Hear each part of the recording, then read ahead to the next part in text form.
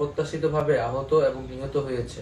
রোববার রাতে ডিবি হেফাজতে থাকা অবস্থায় কর্মসূচি প্রত্যাহারের ঘোষণা দিয়েছে বৈষম্য বিরোধী ছাত্র আন্দোলনের সমন্বয়ক নাহিদ ইসলাম। সুষ্ঠু তদন্ত সাপেক্ষে দ্রুত বিচারের দাবি জানাচ্ছি। আমাদের প্রধান দাবি ছিল কোটার যৌক্তিক সংস্কার, যা ইতিমধ্যে সরকার পূরণ করেছেন। এখন শিক্ষার সুষ্ঠু পরিবেশ নিশ্চিত করার লক্ষ্যে দ্রুত শিক্ষা প্রতিষ্ঠান খুলে দেওয়ার জন্য সরকারের প্রতি জোর আহ্বান জানাই। সার্বিক স্বার্থে আমরা এই মুহূর্তে থেকে আমাদের কর্মসূচি প্রত্যাহার করছি। তবে আত্মগোপনে থাকা সমন্বয়কদের দাবি, ডিবি কার্যালয়ে ব্ল্যাকমেইল করে এই বক্তব্য পাঠ করানো হয়েছে। এর আগে কোটা সংস্কার আন্দোলনের আরও 2 জন সমন্বয়ককে তুলে নেওয়ার অভিযোগ করেছে তাদের পরিবার। তারা 8-10 জন আসছিল 3:15টার দিকে, সাথে অস্ত্র ছিল এবং তারা দুটো মাইক্রোবাস নিয়ে আসছিল কালো গ্লাসের। গেট খুলে দেওয়ার পরে তারা দোতলায় আসলো, এসেই তারা আমাদের ফোনগুলি সিজ করলো। আমাকে আর নেয়নি, আমাকে বলছে আশুলিয়া থানায় আসেন। আমি আশুলিয়া থানায় গেলাম। আশুলিয়া থানার গেটের ভিতরে ঢুকতে দিল না, বললো যে না এখনো অফিস খোলেনি, কেউ নাই। ওখান থেকে গেছি আমি সাভার ডিবি অফিসে, যে না এই অফিসে আসে না, সম্ভবত তাদেরকে ঢাকায় নিয়ে গেছে।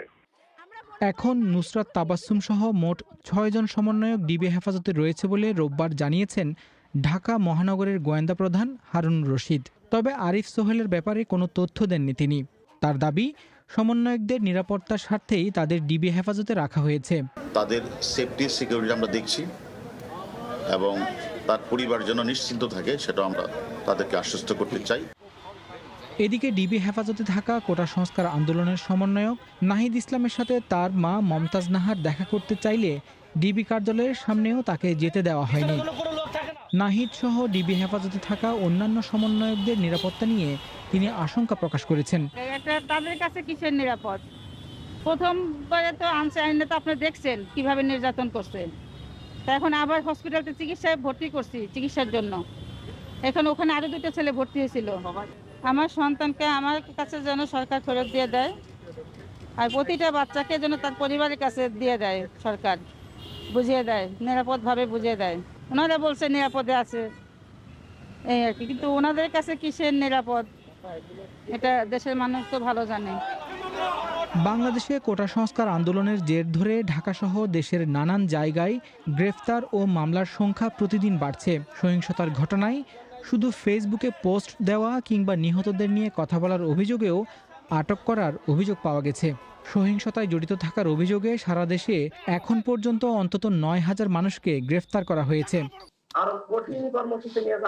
আন্দোলনকারীরা পূর্ব ঘোষণা অনুযায়ী দেশের বিভিন্ন জায়গায় প্রতিবাদী দেয়ালচিত্র ও গ্রাফিতি এঁকে প্রতিবাদ জানিয়েছে। ছাত্র তার স্বাধীনতা চাইতে পারে, দেশের স্বাধীনতা চাইতে পারে।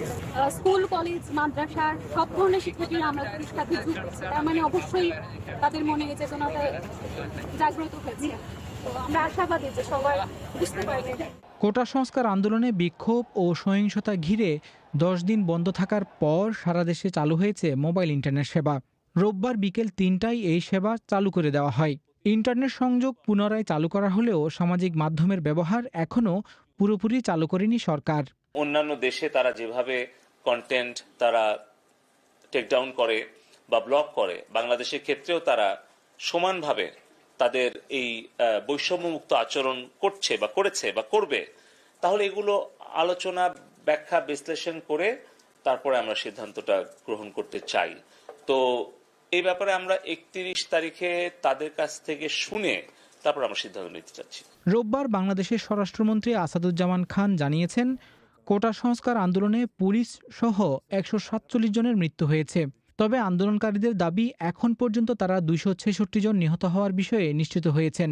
এই সংখ্যা আরও বাড়তে পারে বলে ধারণা তাদের।